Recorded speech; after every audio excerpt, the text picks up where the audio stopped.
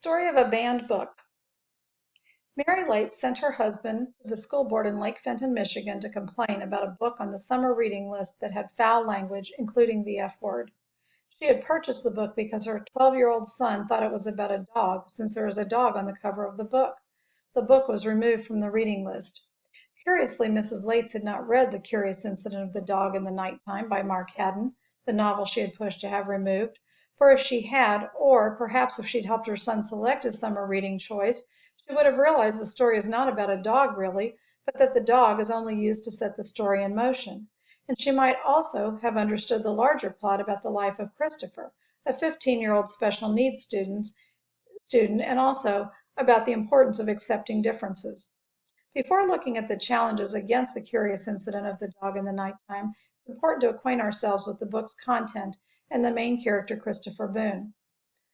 The picture of the dog on the cover of the book, to borrow a term from the mystery genre, is almost a red herring as a clue to the novel's true meaning. Don't get me wrong, the plot begins as a mystery, and 15-year-old junior sleuth Christopher Boone, obsessed with Sherlock Holmes, borrows the term Curious Incident of the Dog in the Night Time from a Holmes story and uses that term as he sets out to logically solve the mystery of who killed Mrs. Shear's dog Wellington. Christopher doggedly interviews his neighbors and gathers clues, which is completely against his father's wishes, who orders Christopher to stay out of other people's business. Christopher tells us he lives with his father and his pet rat Toby. He also tells us his mother is dead. Tension in the home is high as Christopher continues to try to solve Wellington's murder. Just when there seems to be no logical solution as to who killed Wellington, Christopher uncovers some facts about his own life and family that are not only shocking to him, but reveal some very adult problems that Christopher must process. A new mystery has been uncovered. These are problems like adultery, abandonment, lack of trust from physical abuse, and deception that completely overwhelm Christopher. These facts lead to an altercation with his dad, and the mystery of who killed Wellington gets solved, and Christopher loses all trust in his dad. It is during all of the clue gathering and arguing with his dad that we readers gather our first clues that Christopher is no ordinary 15-year-old. And this is when we read some of the foul language that Mrs. Lates complained about to the Lake Fenton School Board. In this first-person narrative, as Christopher writes his story, explaining the clues and the details of the special school he attends, we learn that he is at the special school because he has a behavioral disorder, and he seems to have the characteristics of someone on the autism spectrum disorder, specifically Asperger's syndrome, but those labels are never used by Christopher or anyone in the narrative. He says the other students are not very smart, but that he's really smart and hopes to pass his A-level maths, a term used in Britain.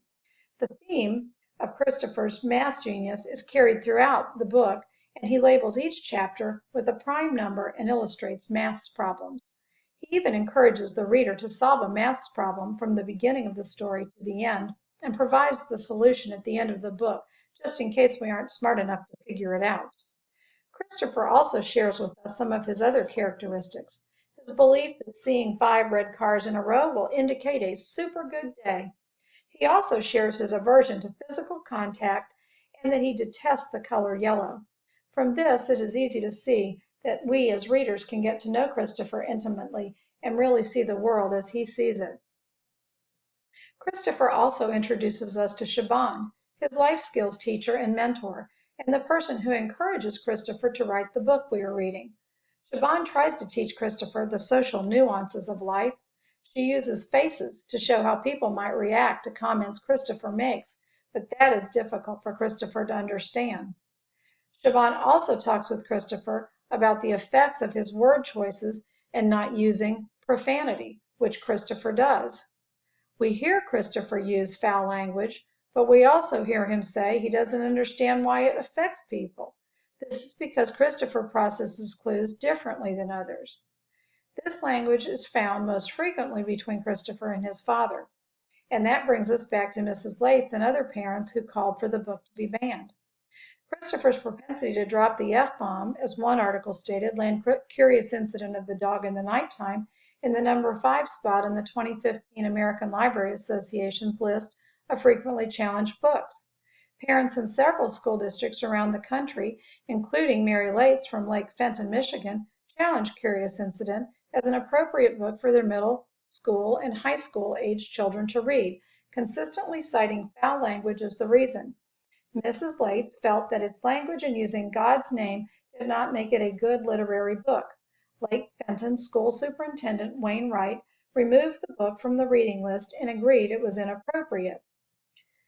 When interviewed about the character's controversial swearing, author Mark Haddon commented that Curious Incident is not just a novel that contains swearing, it is a novel about swearing. By creating a character like Christopher, who doesn't understand the social nuances of life, Haddon is able to point out the frustration of parents and the ways in which the world in general can misinterpret someone like Christopher. Matt Boone is a working class man and a single parent who seems to be overwhelmed by Christopher's differences, and particularly his unwillingness to stop investigating Wellington's death. The father and son argue, and at times the language is rough. Though Christopher doesn't really understand the effect of the language he uses toward his dad. Haddon continues, Christopher is completely unaware of the offense that swearing is intended to cause, and therefore it simply washes over him. But the question is, because of the swearing, which is somewhat a result of his processing disorder and inability to understand how this affects others, should the Curious Incident of the Dog in the Nighttime be banned? I would say no.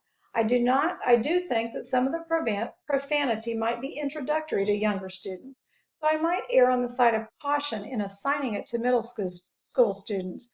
On the other hand, the portrayal of a student who is somewhat different and really smart might just be the character that seventh grade so-called nerdy math students might identify with. I do understand the concerns, though, of parents like Mary Lates, who has a middle schooler, so I think it may be more appropriate for high school students. It is in the high school bands, however, that I find the ban more curious. Of the two challenges I found in my research, the challenge at Lincoln High School in Tallahassee seems to have garnered the most attention, and it also seems to have received a knee-jerk reaction from Lincoln High School Principal Alan Birch, who canceled the summer reading assignment, and according to the LA Times, allowed parents to parents. That was his quote. He said, the Times also reported that there were parents who disagreed with that reaction and also with the removal of the book without the district's procedure, which is a committee's approval. The Leon County School District bylaws require that there is a committee that meets to remove a book from the shelves.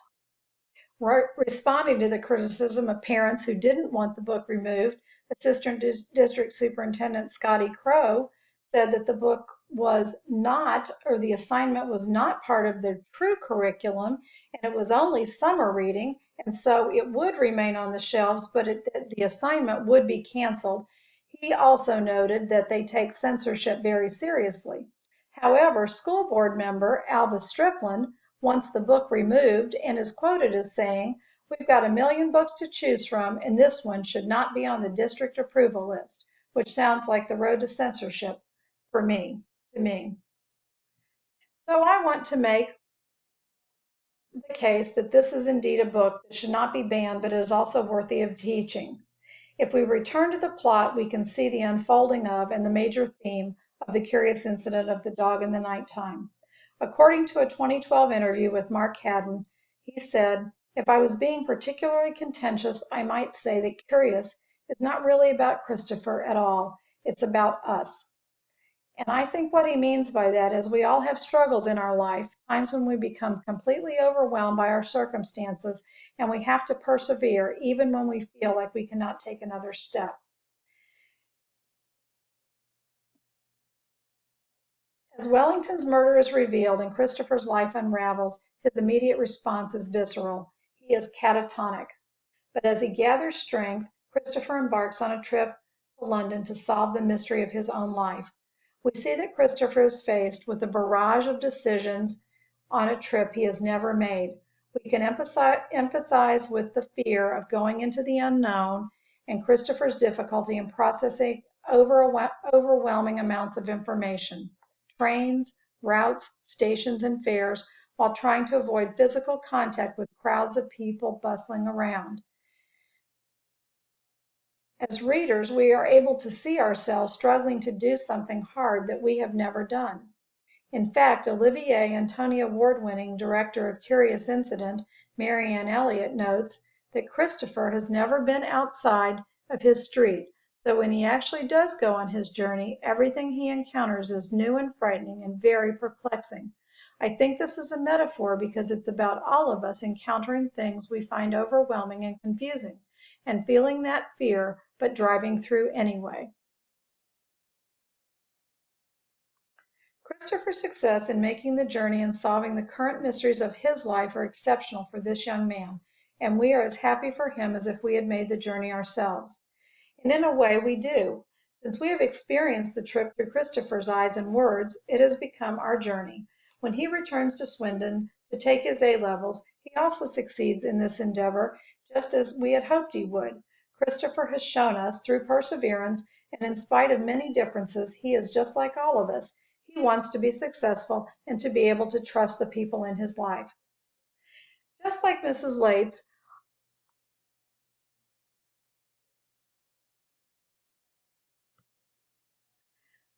I judge Curious Incident by its cover, but fortunately for me, I read the book and I loved it.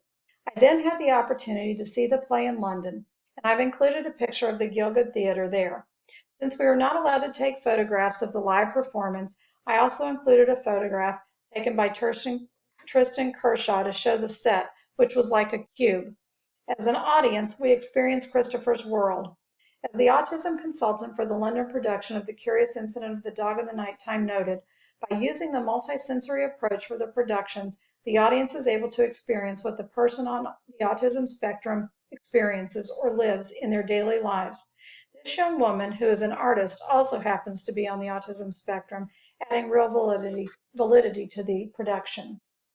Mark Haddon, oh, I forgot this. This slide is one that I took. It's a picture of Piccadilly Circus, and as we came out of the theater in London, this is what we experienced. We'd been on sensory overload in the theater itself, and then we came out, and I took a panoramic picture, and you can see all of the people and the activity, and it's just sort of more of the same. And I thought if this were Christopher's world right there, that's how he would feel, where everything was sort of jarring and moving like that. So I thought I would just include that so that you could get a little taste of what Christopher might have felt.